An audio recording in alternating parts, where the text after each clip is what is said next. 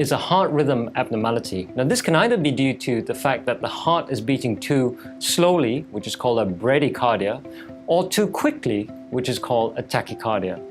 The most common cause of bradycardia is intrinsic disease within the conducting tissue of the heart, and this is normally treated with a pacemaker. If your heart beats too quickly, this is called a tachycardia, and the most common reason for a tachycardia is atrial fibrillation. Now, this diagnosis is prevalent in more than 5% of the population above 60 years of age, and the most common risks that predispose patients to atrial fibrillation include hypertension, diabetes, or a previous history of a heart attack.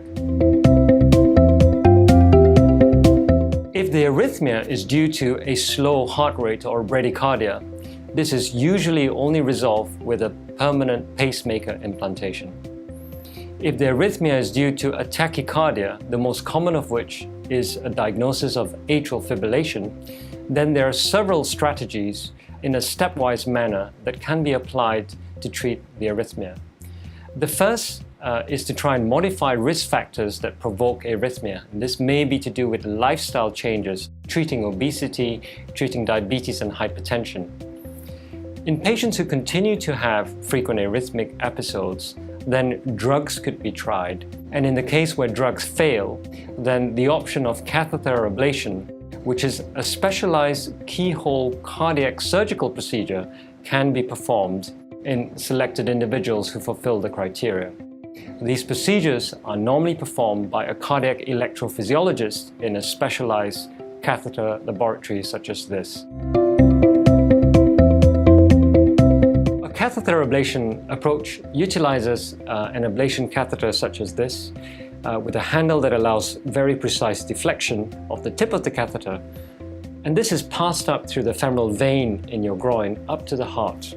Now, we have here a life-size model of the heart, slightly larger than life-size, where you can see how we can navigate the catheter very precisely around regions of the heart, flexing onto the areas of the heart that are causing the arrhythmia to start up or fire off from.